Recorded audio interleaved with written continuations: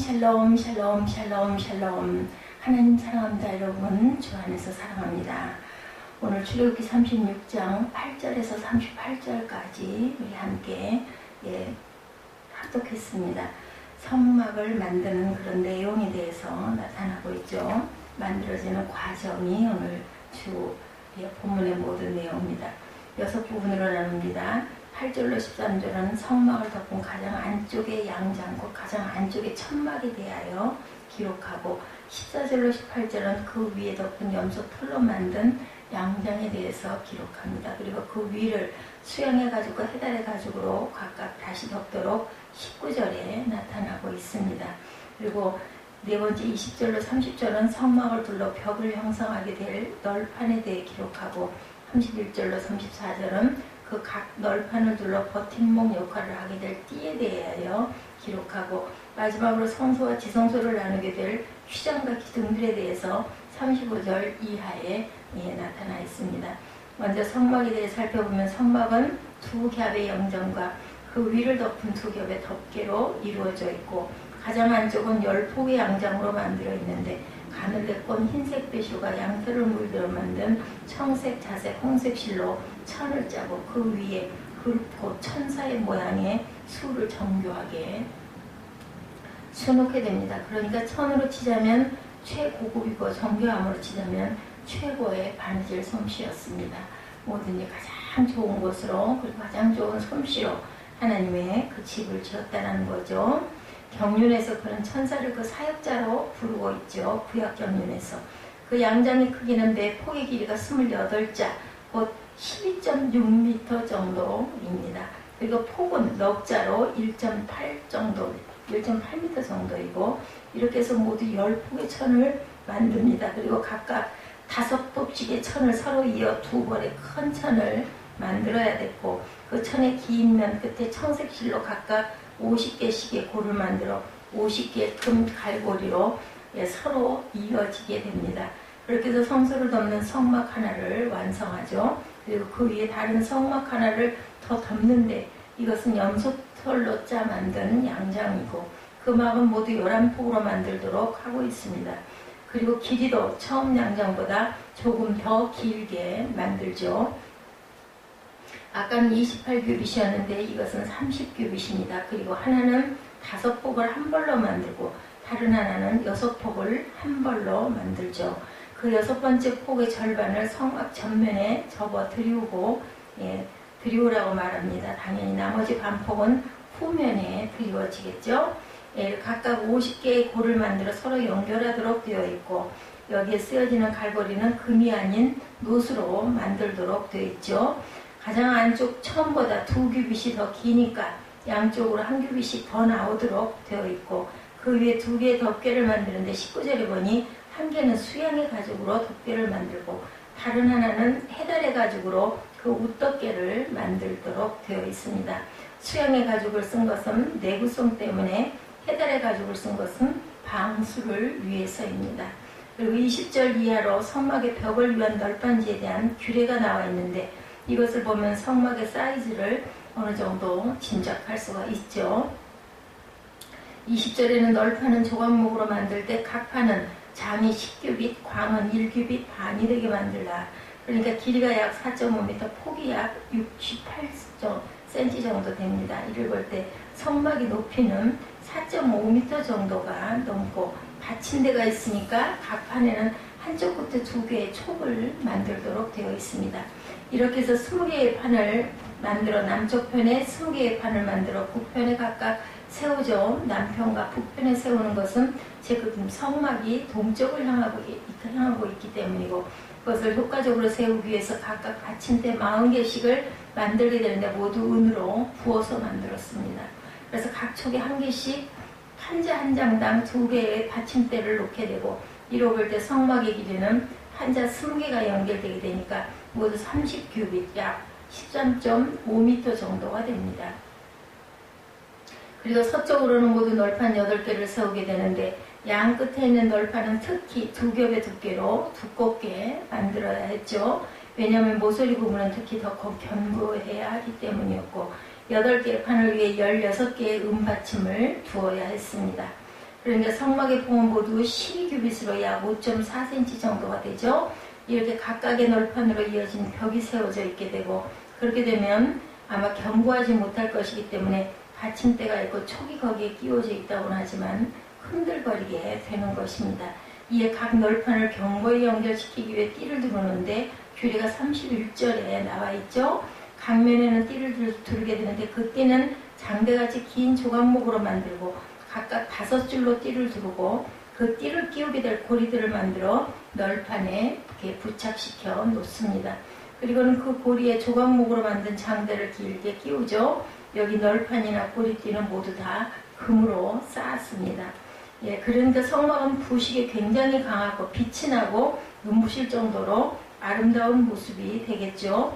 번쩍이는 금집이 된 겁니다. 그리고 35절 이하의 성소와 지성소를 구분시킬 휘장과 그것을 지탱할 기둥, 그리고 성소 입구에 세우게 될 기둥과 휘장에 대한 규례가 나와 있습니다. 여기 성소 휘장도 청색 자색 홍색실과 가늘게 꼰 배실로 짜서 장을 만들고 그 위에 그룹들을 정교히 수놓아 만들게 됩니다. 그러니 성소, 특히 지성소는 온통 천사들이 호위하는 곳이 되었죠. 그리고 성소와 지성소 사이에는 4기둥을 세우게 되는데 4기둥을 조각목으로 만들고 금으로 싸서 4 은받침 위에 두게 됩니다. 그리고 위에 4 갈고리를 만들어 휘장을 아래로 들이우도록 그렇게 만들어 놨습니다. 그 안에 증거계를 넣어 놓는 거죠.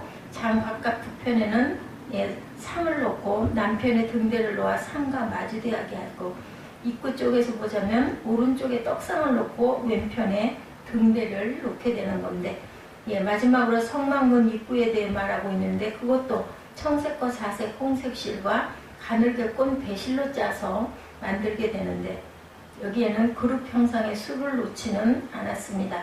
성막 입구는 기둥 5개를 세우게 되는데 이것도 조각목으로 만들고 금으로 싸고 그 위에 금 갈고리를 두고 휘장을 내리게 됩니다. 다만 그 받침대는 은이 아닌 노수로 만들게 되죠. 이렇게 해서 성막이 완성이 됩니다.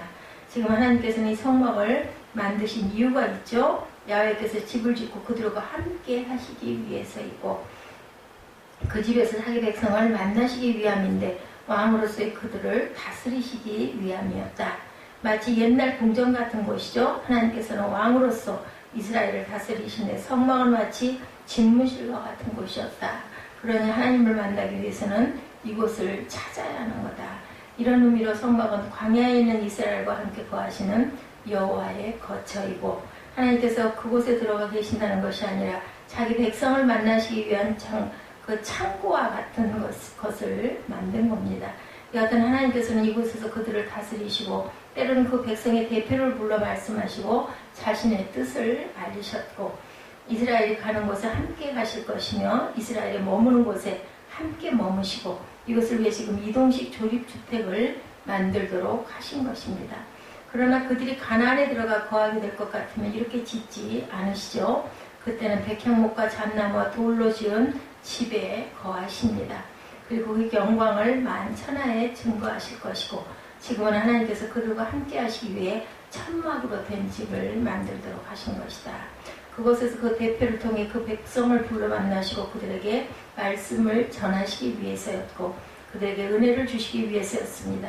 그들을 말씀으로 다스리기 위함이며 백성들은 그의 말씀을 들을 것이고 향기나는 재물을 가지고 하나님을 찾아뵙는다. 하나님께서는 그런 그들을 기뻐하시고 용납하시고 화목의 재물을 나누어 주시고 그 간합하심과 사유하심의 은혜를 표현하십니다. 그런 가운데 백성들을 축복과 안식의 땅 가나안으로 인도하십니다. 비록 그것이 하나님께서 그 백성 이스라엘과 함께하는 방식이었고 그 백성 이스라엘이 하나님 앞에 사는 방식이었으며 그들이 하나님과 함께 이루는 언약의 삶이었다. 이스라엘 하나님께서는 그들과 함께 사시기 위해 집을 짓도록 하셨어도 거기에는 휘장의 가려움이 있어서 많은 한계가 있었습니다. 여전히 하나님께서는 휘장으로 자신을 가신 채 말씀하셨고 대표가 아니면 말씀하지 않으셨습니다. 대표가 나와도 결코 그 휘장을 거두어진 적이 없었죠. 옛날 우리 사극에서 보면 발을 치고 그 수렴청정이라고 하죠. 그 명령을 내리는 것 같은 모습입니다. 그러나 비록 하나님의 집에 그들 중에 있어도 그 백성에게 있어 하나님은 멀리 계신 분이셨고 가까이 갈 수 없는 경외하는 두려운 그런 분이셨다. 예, 그분은 그 백성을 용서하시고 용납하시나 동시에 범죄한 자를 가혹하게 죽이시기도 하는 하나님이셨습니다. 언약궤에 손만 대도 죽이시고 다른 불을 가지고 분향하여도 죽이셨죠. 예, 하나님의 영을 거역하는 자를 가차없이 죽이심으로 칼의 권세로 다스리시는 하나님이시기도 하셨다. 하나님께서 이처럼 두려운 하나님으로 자신을 계시한 것은 아마도 그 백성으로 하나님을 경외하도록 하기 위함이었고 완악함이 그 백성의 마음을 지배하고 있었기에 어쩌면 하나님께서는 무서운 아버지의 상으로 자신을 나타내셨던 것입니다. 예, 그렇게 해서 그 백성의 죄를 좌절하고 조절하고 그 완악한 마음을 다스리시고자 하셨는데 하나님께서는 그 백성 이스라엘 가운데 궁전을 짓고 그들을 다스리기 위해 그 백성 가운데 자기 집을 짓도록 하셨다는 것이 중요하죠. 언제라도 그 집이 손쉽게 백성과 함께 이동할 수 있도록 조립식으로 짓도록 하시는 그러한 야훼 하나님이셨습니다. 하나님께서는 그들의 왕 되시기를 원하셨고 언제라도 그들을 만나시고 그들을 불러 말씀하시기를 원했다. 바로 이 은혜의 일을 이제 아들 안에서 온전케 하십니다. 우리와 함께 사시며 왕으로서 우리를 다스리고자 하시는 뜻은 이제 그리스도 예수 안에 하늘의 질서로 온전케 하셨던 것입니다. 주님께서는 우리와 함께 하시고자 하늘에서 오신 임마누엘이시죠. 그 백성을 다스리시는 하나님 나라의 왕이십니다. 이전에 성막으로 함께 하시며 통치하셨던 하나님께서 이제 아들을 보내시죠. 아들 안에서 우리를 부르시고 아들 안에서 우리를 다스리시고 그 안에서 은혜와 복을 주시기 위해 아들을 보내셨습니다. 그런 의미로 예수 그리스도는 육체로 임하신 성전 자체이시고 예수께서는 우리에게 아버지를 보이셨죠. 이전에 모세는 증거하셨으나 보일 수는 없었습니다. 그런데 예수께서는 우리에게 아버지를 보이시죠. 이전에 모세는 증거하였으나 보일 수 없었으나 아들께서는 친히 아버지를 보이셨는데 요한은 말하기를 말씀이 육신이 되어 우리 가운데 거하시며 우리가 그 영광을 보니 아버지의 독생자의 영광이요 은혜와 진리가 충만하더라 이렇게 말씀합니다. 원래 하나님을 본 사람이 없으되 아버지 품속에 있는 독생하신 하나님이 나타나셨느니라 하시죠. 이제 교회는 친히 성전이 되시는 부활하신 그리스도 안에서 하나님께 나아갈 수 있게 되었습니다. 그 안에서 영광의 하나님을 대면하여 살죠. 하나님의 아들의 죽음에서 휘장은 찢어졌고 생명의 길은 열리게 되었습니다. 아들의 죽음에서 성소가 무너짐으로 하늘 성소가 열리게 되죠. 이제 두루도는 화영검으로 막아섰던 그룹들은 그 길에서 물러나야만 했습니다. 그 검을 내려놓고 물러나야 했는데 아들에게서 하나님께 나아가는 생명의 길을 여셨기 때문이죠. 하늘 생명의 길, 영생의 길을 여셨습니다. 이제 하나님께서는 땅의 성막으로서가 아니라 성전 되시는 아들 안에서 우리와 함께 하신다. 두려우신 하나님으로서가 아니라 우리를 사랑하시는 하나님, 사랑하셔서 아들을 보내신 하나님, 우리로 아빠라 부르도록 하신 하나님으로 우리와 함께 임마누엘 하신다. 그러니 우리가 이제 어떻게 하나님 앞에 살아야 할까? 그 다스림의 역사를 완성하신 영광의 하나님 앞에 우리가 어떻게 살아야 하겠는가? 당연히 우리는 순종과 흠양할 만한 생명의 헌신을 가지고 나아가야 되겠죠. 그의 기뻐하심을 받을 만한 순종의 열매를 가지고 나아가야 됩니다. 우리를 구속하셔서 그 앞에 두신 은혜를 인하여 큰 감사로 그 앞에 나아가야 하고 그럴 때 하나님께서 우리를 기뻐하시며 용납해 주실 것입니다. 모든 허물진 것을 다 하시고 부족한 우리를 그 품에 품어주시죠. 우리에게 아들의 피와 살을 나누어 주심으로 그 사유하심의 은혜를 보여주시고 그래서 우리는 한 달에 한 번씩 월초에 항상 성찬으로 하나님의 그 주님의 예수님의 몸과 피를 먹고 마심으로 우리를 깨끗하게 씻죠. 은혜의 보좌 앞에 나아가고 그 베푼 은혜를 의지해서 우리가 살아갑니다.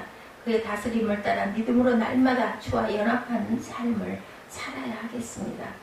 바로 그것이 아들과 함께 하시는 역사를 사는 우리의 삶이며 우리 모두가 성전 되시는 주님 안에서 날마다 영광의 하나님을 대면하고 그를 순종하여 사는 주의 백성들이 되시기를 주님의 이름으로 축복합니다. 기도하시겠습니다.